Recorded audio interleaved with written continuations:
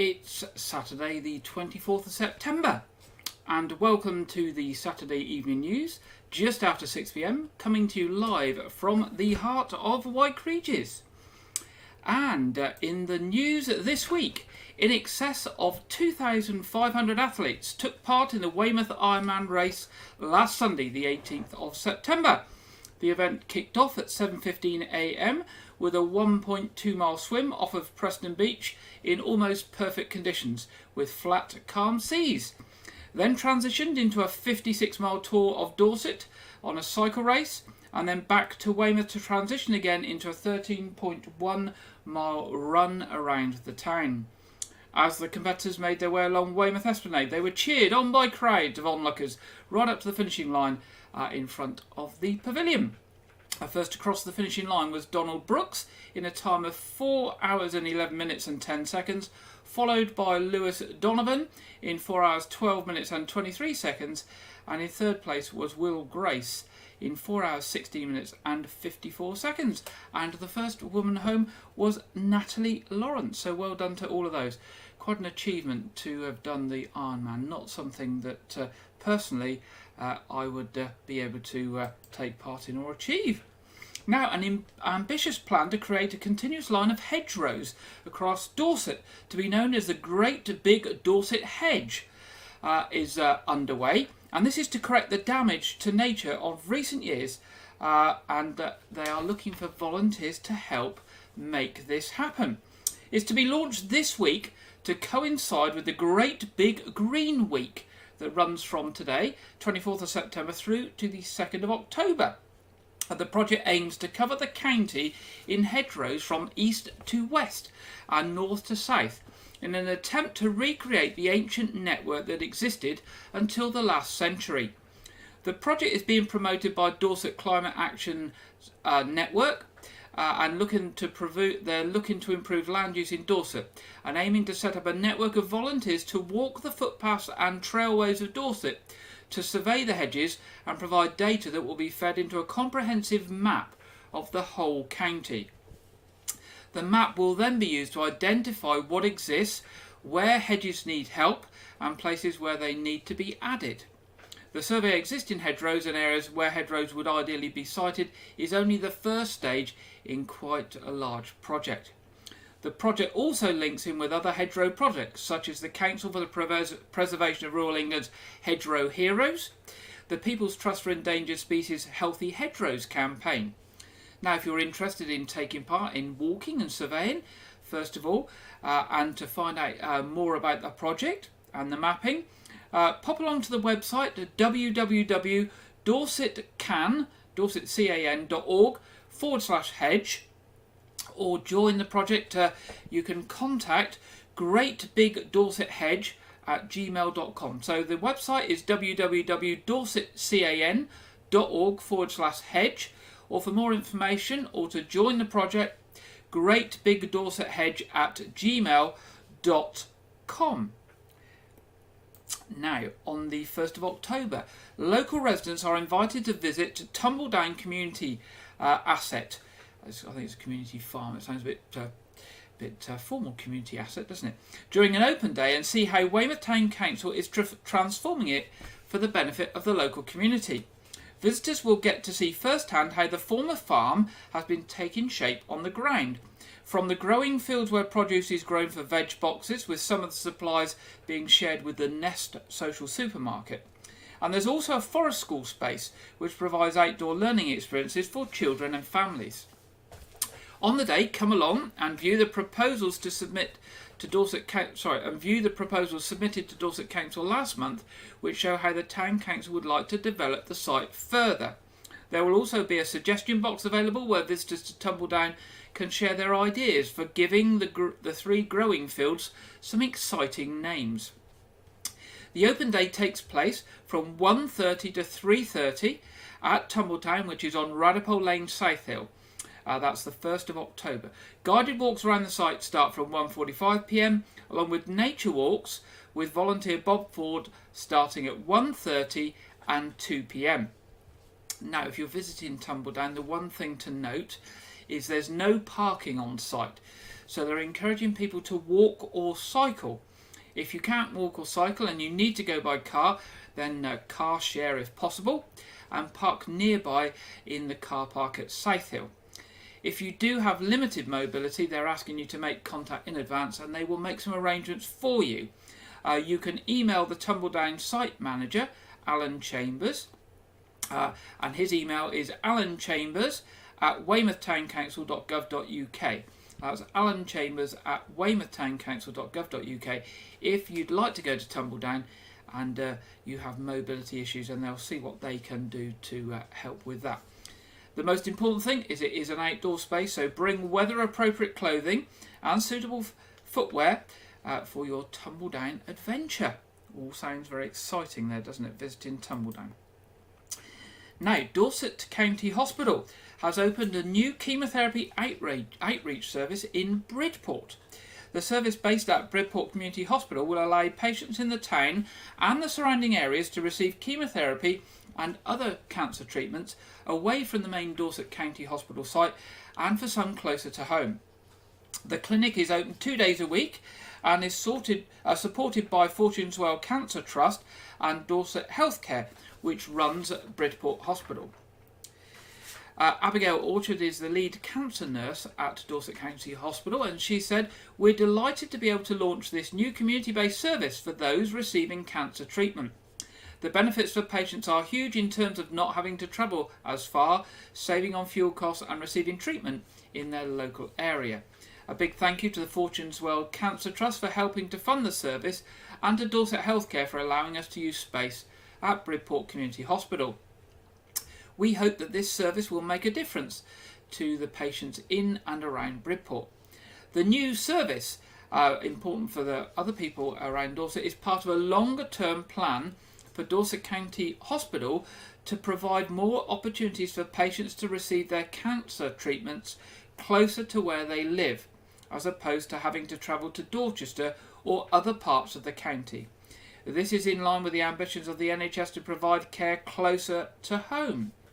So that's good news. And obviously, you know, if services are opened up for other people in Dorset close to home, that will be brilliant as well. Now, there'll be more from Dorset County Hospital later in the programme as well tonight. Now, the Police and Crime Commissioner for Dorset is delighted to announce that he has awarded funding to help 12 new projects working to tackle antisocial behaviour across Dorset through the Operation Relentless Community Fund. The nearly £50,000 of funding has been awarded to help and support Dorset-based community groups and charities with initiatives and projects aimed at tackling antisocial behaviour by taking appropriate action for their local area. The Police and Crime Commissioner, David Siddick, said, "I am delighted to be able to work with more local organisations as we endeavour to combat antisocial behaviour. I've seen the impact previous Relentless projects have had on those involved, and I can confidently say that taking a different approach to combating antisocial behaviour really does work. We've seen a decrease in antisocial behaviour incidents this year. We are going in the right direction, but there is more work to be done." Now, funding has been awarded to a vast array of different projects working with both young people at risk of being involved in antisocial behaviour and those who are prone to antisocial behaviours. Projects that receive funding through round 2 of Operation Relentless include a gardening training course for homeless people who've been involved in antisocial behaviour, outreach work with young people, new fitness equipment and support for families, amongst others. Now, staying with Dorset Police, officers are carrying out inquiries on behalf of Her Majesty's, or His Majesty's I should say now, Coroner for Dorset into the death of a man on Portland and are appealing for information from the public. At 7:33 p.m. on Friday the 29th of July, Dorset Police received a report of a body having been found down cliffs on the island. Officers attended, assisted by the Coast Guard, to recover the body and investigate the circumstances of the incident. Following inquiries, the body has been formally identified as 59-year-old Warren Rutledge from Weymouth. His death is not believed to be suspicious. Now, Detective Sergeant Claire Lloyd of Dorset County CID said, Our thoughts remain with Warren's loved ones at this difficult time. As is normal in these cases, we are now making inquiries on behalf of the Coroner's Office to establish the full circumstances and trace his movements leading up to his sad death. We are appealing specifically to anyone who saw Warren between Monday the 11th of July and Friday the 29th of July to please get in touch. Anyone who thinks they may be able to assist Dorset Police with their inquiries is asked to call 101 and obviously pass on any relevant information. That's anyone who knows of the movements of Warren Rutledge between the 11th of July and Friday the 29th of July, when sadly he was found dead on Portland. And another appeal from Dorset Police that has just come out a short time before we went on air this afternoon. Officers are carrying out searches to locate a woman who has gone missing from West Dorset, and they're appealing for information from the public to help find her. Bethany Timpson, aged 23, was last seen in Weymouth on Saturday the 17th of September and was sighted in Dorchester on the afternoon of Monday the 19th of September. She is described as white, 5 feet inches tall and of slim build with long, light brown hair and blue eyes. Now there is a picture on screen. It's not a very good picture, but it's the best one that Dorset Police have got at the moment. Chief Inspector Andy Edwards of Dorset Police said Bethany has not been seen for a number of days and we are becoming increasingly concerned for her welfare. We are carrying out searches and inquiries, and I would urge anyone with information as to her whereabouts to please contact us. I would also like to hear from anyone who has seen a woman matching the description given to please get in touch. Finally, I'd like to appeal directly to Bethany. If she sees this, please make contact with us or your family and let us know where you are. We just want to make sure that you are okay. Now, anyone with information, of course, can contact Dorset Police as usual on 101, and that would be appreciated obviously by Bethany's family and by Dorset Police. Dorset Council plans to increase the number of public charge points for electric vehicles in Dorset, and it's all now underway, with the first new charging units being installed in Sherborne this month. This expansion to the existing charging network will see a combination of fast 22 kilowatt chargers, rapid 50 kilowatt chargers and ultra fast 150 kilowatt charging units installed across Dorset, the latter allowing users to charge 100 miles in just 10 minutes. Increasing the number of electrical vehicle charging points available to Dorset's residents and visitors is a key action in the county's ambitious climate and ecological emergency strategy, and will be essential if Dorset hopes to meet the government's target of becoming carbon neutral county by 2050. Now, the new charging points, which are being installed by Juju Charging, are planned for the following locations. Now, I'm not covering all of the locations across Dorset, but just those in our prime area. So, Derngate Street car park in Dorchester, the Noath car park in Weymouth, Lodmore car park in Weymouth, Swannery car park in Weymouth, Old Market Yard car park in Sherborne, and Fairfield Longstay car park in Dorchester. Funding to install and manage the new charging points is coming from a mixture of sources, with the main bulk of the cost, 77% of it, being met by Joju and their funding partners Mer. The remaining costs are being funded by the council through a mixture of developer funding and from the government.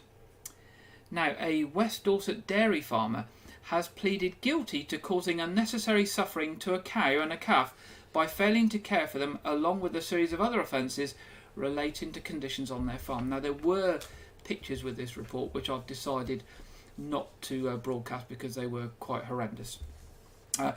Erosa Limited, who operate Higher Kingston Russell Farm near Winterbourne Abbas, appeared at Poole Magistrates Court for sentencing on the 20th of September, having pleaded guilty to 7 offences at an earlier hearing. These offences were against animal health and welfare, animal byproducts and feed legislation, and were brought to court following an investigation by Dorset Council Trading Standards. They were fined a total of £52,650 and ordered to pay prosecution costs of £6,186. The court heard how officers visited the farm in April 2021 together with a vet from the Animal and Plant Health Agency. they found 3 calves that were clearly sick and emaciated, dirty pens, water troughs and feeding equipment, and a cow with a badly injured front leg that had not received veterinary treatment for 3 months. They also had to free a calf trapped in wire that had been left in a field with livestock. Various cattle bones and a skull were found dotted around the farm, as well as dead calves in pens with live cattle. The court was told that officers from the council's Trading Standards Service had been visiting the farm for over 6 years with the aim of ensuring that welfare standards were improved. As a result of their visit in April 2021, the farm had lost its red tractor accreditation for at least 2 years. Sad story there on a farm in Winterbourne Abbas.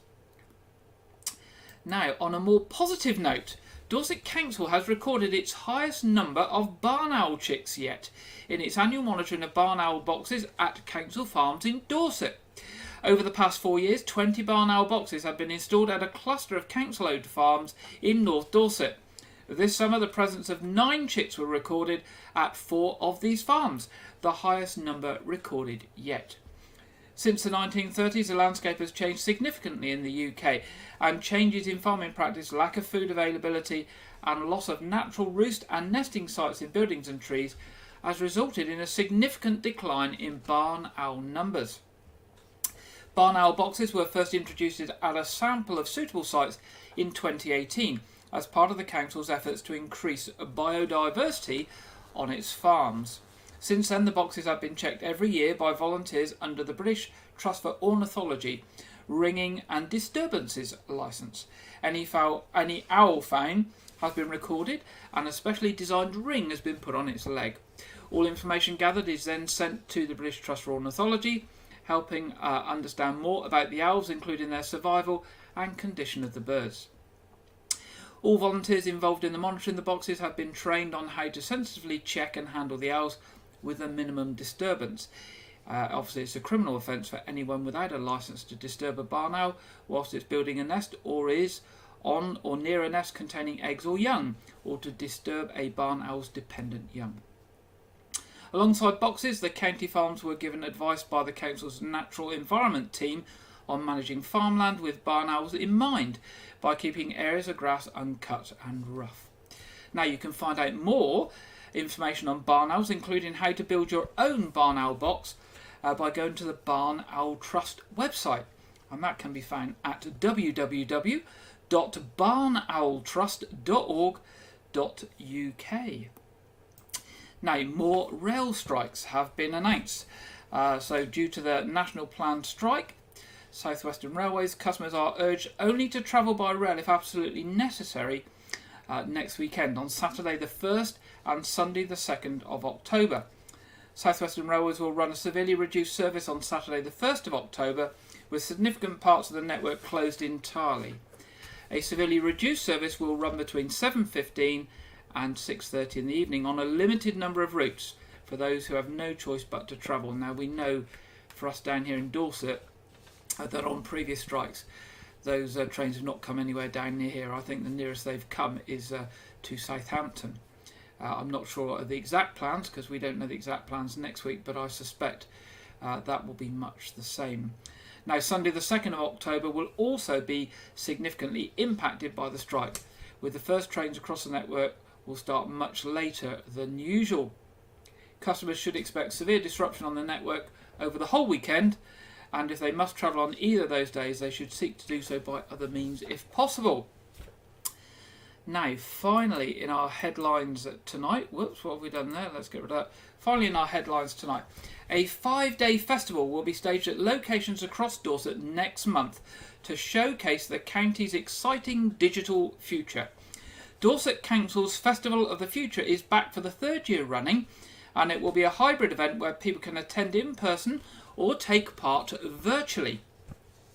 Held from the 10th to the 14th of October, Future Fest 22 will come to Bridport, Dorset, Ferndown, Weymouth and Winfrith to highlight how innovation and technology could transform the county.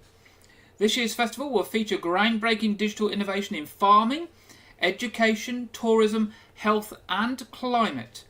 A spotlight will be thrown on the breadth of careers in digital and the support available to help small businesses innovate. The festival will also highlight the importance of making sure everyone is included in the county's digital future and that Dorset has the right skills for a digital economy.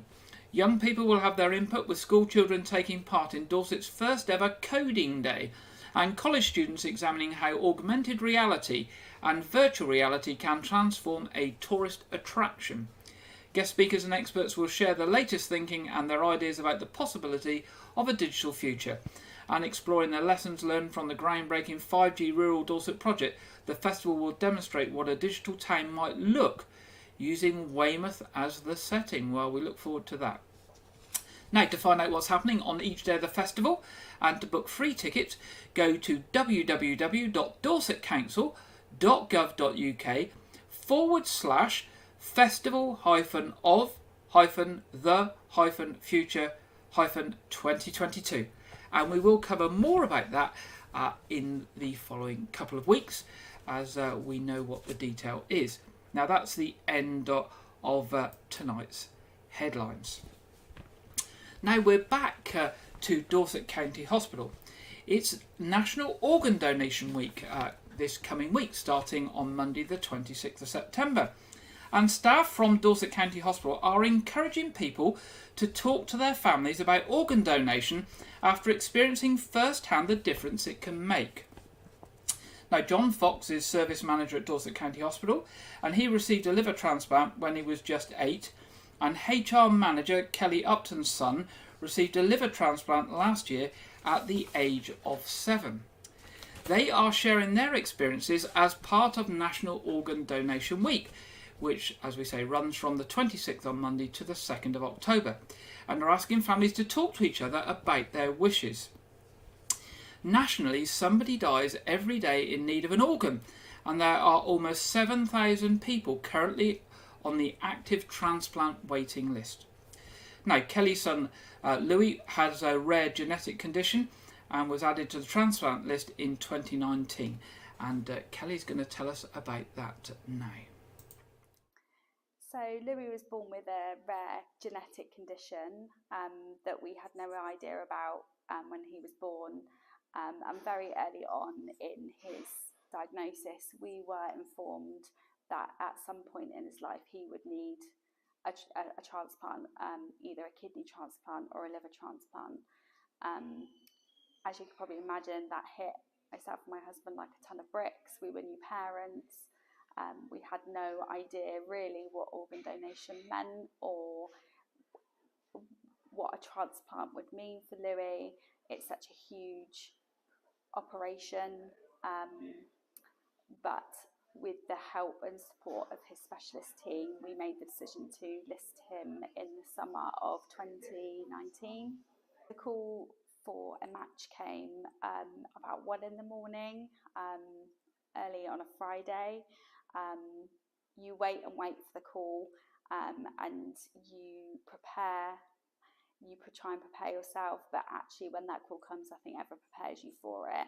But we tried to explain to him that this was going to mean that his quality of life was going to be much better than it was. And for that, for Louis personally, means that he's able to have a broader diet. He still has a diet restriction, but for him that just meant that he would be able to eat more of the foods that he really wanted to be able to eat, but also something that he probably doesn't even quite grasp yet is that from his genetic condition, it's massively impacted the way that his body is able to cope and will cope long term. So it's really important for us as a family and to include Louis with finding out more about his donor. We wanted to thank the donor family, even though thank you will never ever be enough. But it is really important to us to mark their life. So there's a few things that we do as a family that's very personal to us that we do to mark their life.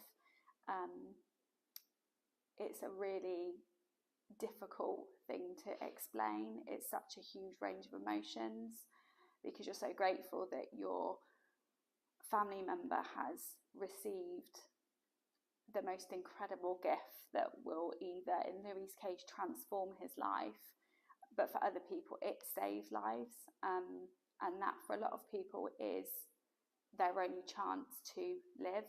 That's how important that it is. Talking about organ donation is so important, and I want, our experience as a family will mean that one person has that conversation with their family about being an organ donor. I'll feel like that it's all been worth it. There we go, that's Kelly. And Kelly has said that nobody wants to think about their loved ones dying, but talking about organ donation is so important, as it can transform and save lives. So we really want to make sure people have those conversations and understand the impact that transplants can have on individuals and families. Now, John is the other member of staff there from Dorset County Hospital, and John received a life-saving transplant in 1997 and is passionate about encouraging families to talk about organ donation. So here is what John has to say about having those conversations and talking about organ donation. What are your thoughts on families having these important conversations about organ donation? I think that's one of the key things now. Since the opt-out system came into effect in the UK, it's really key now. So without telling your loved ones or your family, your close friends, what your wishes are, they may never know. And actually, at the point where that really difficult decision needs to happen, they can still stop that from happening, even if it was something you really, really were passionate about.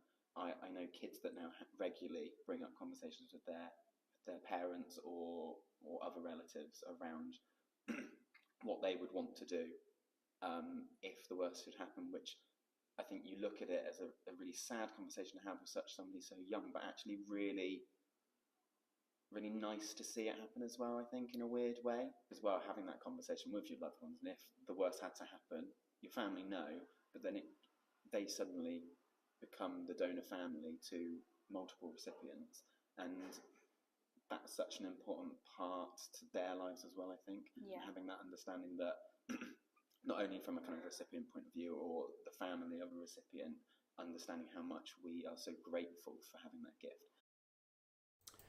There we go. So thank you to both Kelly and John, talking there about organ donation and how important it is to have those conversations.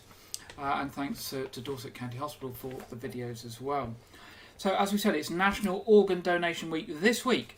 And if you want to find out more about organ donation and to register your decision, you can go to organdonation.nhs.uk. That's organdonation.nhs.uk.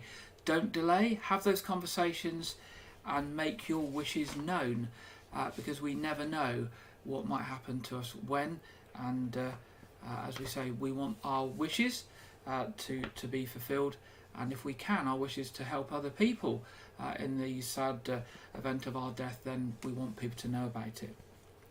Now, our second story tonight looks back on the last couple of weeks, and of course the last couple of weeks have been a time for sadness for the country, as we have been dealing with the death of Queen Elizabeth II.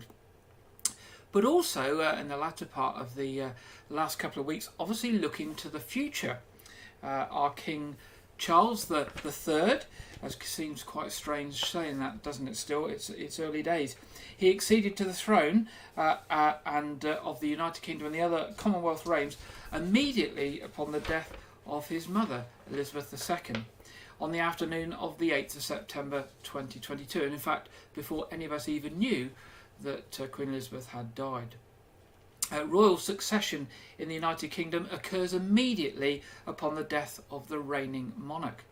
Now, the formal proclamation occurred on the 10th of September, the following day, no, it was 2 days later, wasn't it, at 10 o'clock, and where the Accession Council gathered at St James's Palace in London. And I actually watched it, that happen live on the TV, and something that nobody had ever seen before. Even the people who were in the room had never actually been at the Accession Council before. Now, following the proclamation at St James's Palace, proclamations were made in Wales, Scotland and Northern Ireland and other countries where the King is the head of state, and of course across the Commonwealth. Throughout the UK, the proclamations were also read out by local authorities in local areas. Now, for us, the first reading was at Dorset County Council's headquarters at County Hall in Dorset, where it was read out by the High Sheriff at 1 p.m. on the following day, Sunday the 11th of September. And then later in the afternoon, it was read out in Weymouth, I think by the Mayor, at the Jubilee Clock. I thought I would share with you the video from County Hall and the High Sheriff reading the proclamation, because I don't think many people who watched the programme would have been there. I certainly wasn't, and Dorset Council have made the video available, and so I thought I would share it with you this evening. So here is the proclamation of our new King from County Hall on the 11th of September at 1 p.m, read by the High Sheriff.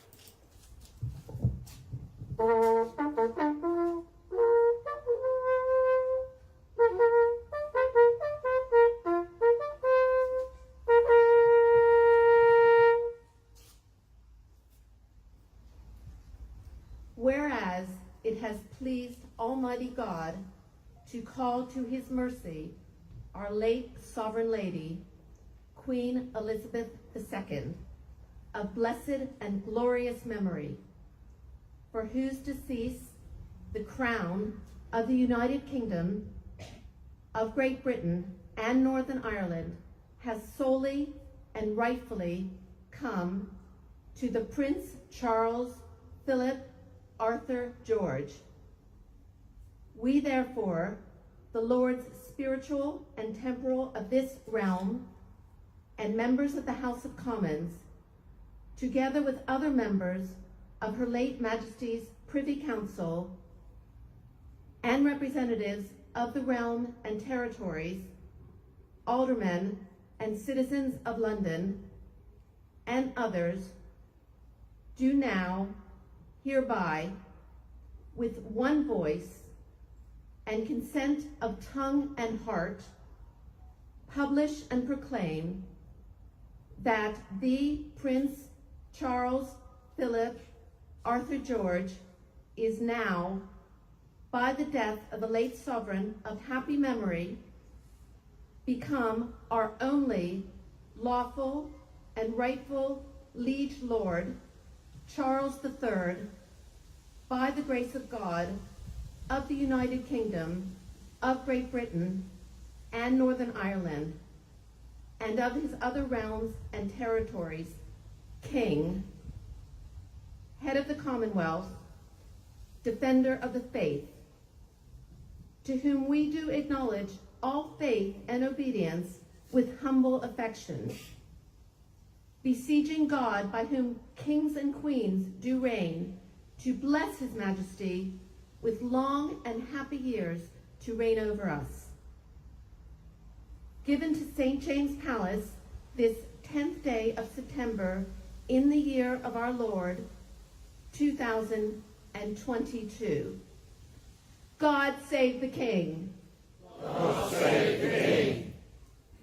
There we go, that was the proclamation being read from County Hall on the 11th of September. And of course, in times gone by, without modern communications, the way that people would learn of the death of the monarch and the new monarch would be these messages coming out and being read across the country, and that tradition has continued.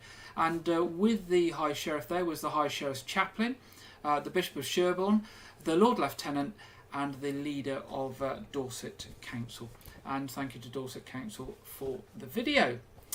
Now we come to that time in the programme where we go over to regular contributor Andrew Wright for this week's film review and preview. Over we go to Andrew now. Welcome to Wyke Regis TV film review and preview. I'm Andrew Wright. This weekend is the worldwide release of actress and director Olivia Wilde's highly anticipated second directorial effort, Don't Worry Darling. The film is a psychological thriller set in a 1950s American town and stars Florence Pugh and Harry Styles as a young, happy couple whose utopian community begins to show cracks. The film suffered a troubled production, with infamous actor Shia LaBeouf originally attached to star, as well as reported tensions between Pugh and Wilde. The film premiered at Venice International Film Festival earlier this month, where critics' reviews were more mixed than originally anticipated, with critics praising the performances of actors Florence Pugh and Chris Pine, but criticising the performance of Harry Styles, as well as the writing and directing. The film is in cinemas this weekend, courtesy of Warner Brothers Pictures. This weekend is the re-release of the 2009 film Avatar.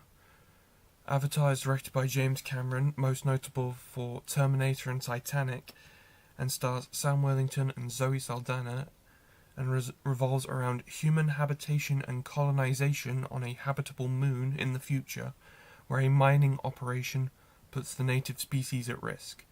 Avatar was developed with James Cameron personally developing groundbreaking new motion capture visual effects and 3D technology. The film was a surprise hit in 2009, with critics praising the groundbreaking visual effects. The film was nominated for 9 Oscars, including Best Picture and Best Director, and won 3, including Best Cinematography and Best Visual Effects. The film is also the highest-grossing film of all time, having earned a combined total of $2.8 billion throughout all its stints in cinemas. This new re-release contains remastered picture and sound, and is meant to prepare audiences for the new sequel, The Way of Water, which is finally releasing after nearly a decade of delays, and again features groundbreaking new visual effects technologies, including sequences of at least 7 minutes in length being filmed underwater with multiple actors in motion capture, including child actors.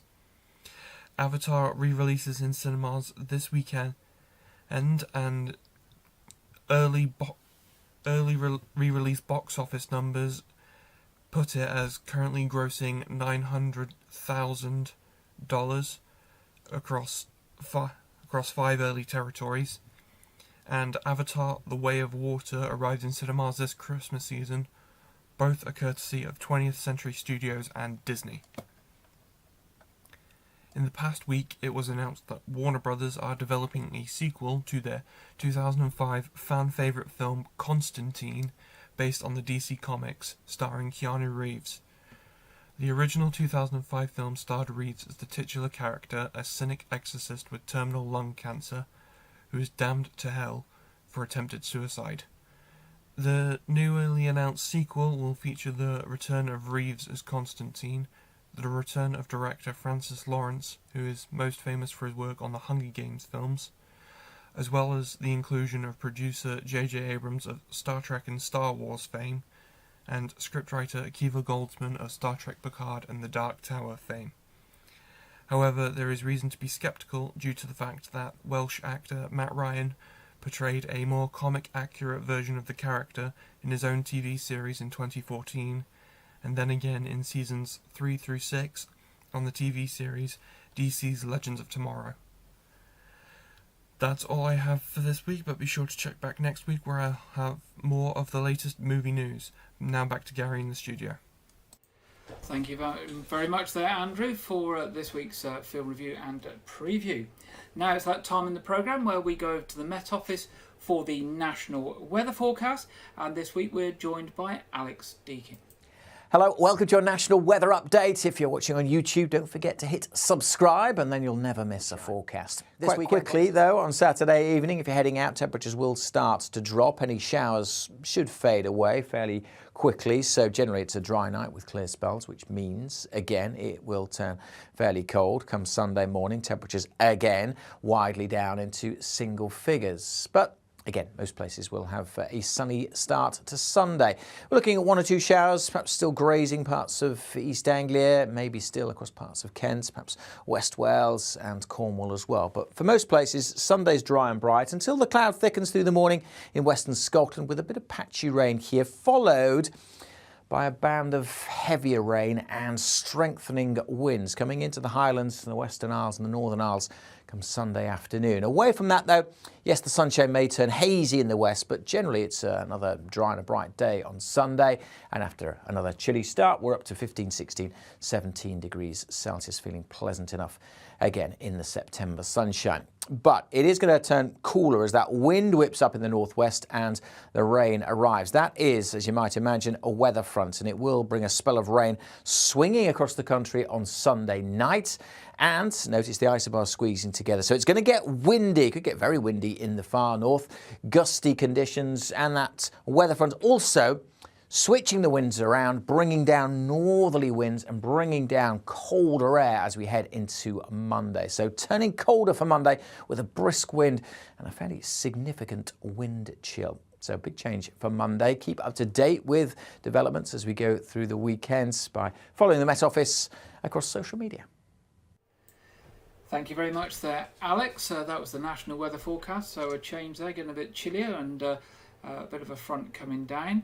Let's see what we have in store locally here for the week ahead. Well, there we go, a bit cooler, changeable with some rain. Definitely going to be colder at night as well. So I think we are now starting to get into those autumn season where we do get some warmer, bright days, but some colder nights and a bit of changeable weather as well. Now let's see what we've got coming up in our What's On session. Weymouth Pavilion coming up soon, 29th of September. What's Love Got to Do with It? The Tina Turner tribute. 1st of October, the Bon Jovi Experience. 6th of October, Adele, The Journey So Far. 7th to the 8th of October, Weymouth October Fest Real Ale Festival. And the 8th of October, and finally Phil Collins. Now the box office is on 01305 783 225 or online at weymouthpavilion.com. Now coming up at the Noath Fort tomorrow, 25th of September, Pause for Fort. It's the first time in history the Noath Fort is teaming up with Dog Friendly Social and Watercombe Dogs to bring you Pause for Thought. I struggle to say that every week. Pause for Fort. I'll be glad when it's gone tomorrow because it's definitely a tongue tire for me. They say, join us in celebrating the very best of dog-friendly businesses with the Dorset Dog Friendly Business Awards, followed by a dog show like no others with Watercombe Dogs. That's tomorrow at the Noath Fort. And on the 2nd of October, it's the Family Science Festival. Bring along your inquisitive brains for another exciting interactive day at the fort. Expect a whole bunch of exciting experiments, demonstrations, a planetarium and lots more fun family activities. Watch the Noath Fort website for details. Something else to tell you about. The last night of the proms that was cancelled in Wyke, Regis because of the death of Her Majesty the Queen has been replanned. That will now run on the 29th of October.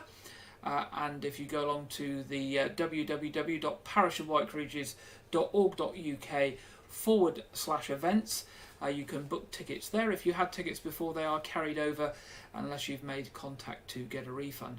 And we're calling that Not Quite the Last Night of the Proms. In fact, it's probably the only last night of the proms because I think the real one in London got cancelled as well. And there's also another concert coming up a few weeks later from a visiting choir called Nota Bene. So that's on www.parishofwykeregis.org.uk/events. Now, the Arts Reach, the organisation that gets lots of arts funding to do concerts and arts events across the whole of Dorset, has released their new programme. And if you'd like a copy, you can either visit it and look at it online at www.artsreach.co.uk, or you can go online and sign up and they will post one to you. It is absolutely jam-packed with all sorts of events, which we will be mentioning in the coming weeks, and we will be trailing here. As I said before, Arts Reach, a fantastic organisation. They do events all over Dorset, and if for no other reason They do them in small villages. Take up the opportunity not to only to go and visit the event or visit the show or whatever it is, but explore some of those villages in Dorset that you may not have been to before. Now, turning to church services in the area this weekend, the regular services tomorrow are 8 o'clock at All Saints Church, Wyke, 9:30 at All Saints Church, Wyke, which is going to be the annual Harvest Thanksgiving service, 11 o'clock at St Edmunds at Weymouth, St Edmunds at Lane House. Other programmes this weekend, the return of our Saturday night quiz is back. I'll be joining you for that at 7:30 with the stream going live at 7:15 and the quiz starting promptly at 7:30. And our September version of A Year Gardening with Clive Gray went out on Friday night and is repeated tomorrow, Sunday at 4 p.m. So that's our What's On section this week. Now, turning to traffic and travel. Trains between Somerset and Dorset are going to be affected by important rail improvement schemes planned to take place from this weekend. Network Rail is renewing the track between Maiden Newton and Chartnell and Yeovil, Penmill, Yetminster and Dorchester West. As a result, there will be no train service from Yeovil, Penmill to Weymouth from today until Friday, next Friday, the 30th of September. So that's trains between Yeovil, Penmill and Weymouth, bus replacement service until Friday. So any trains from Bristol Templemeads to Weymouth will terminate at Yeovil, Penmill, and there'll be a bus replacement service there down to Weymouth. But trains between Weymouth that way and Dorset South and that route are unaffected. So that's just to let you know. Now, if you want specific information about that, if you go to gwr.com/Wessex, then you'll get all the details of those works. Now, roadworks in the area: Sunnyside Road, St Leonard's Road, Chickle Road, Knightsdale Road, Franklin Road, Highland Road, Holland Road, Southfield Avenue, Roman Road, Roman Close, Studland Way and Harbourview Road on Portland, all that happening in the next few days. No other advanced engineering works affecting rail services other than that work between Yeovil, Penmill and Weymouth. So there we go. Now that brings us to the end of this evening's programme, and I hope you will enjoy the rest of your weekend, both tonight and Sunday. Of course, if you've got any events or any news for us at any time, do drop us a line at news@wykeregis.tv, news@wykeregis.tv. Do join us for the quiz tonight at 7:30. I shall be now getting ready for that, and we'll be back to deliver that just after 7:15. Thanks for joining me. I look forward to being back with you 6 o'clock next Saturday. Good night.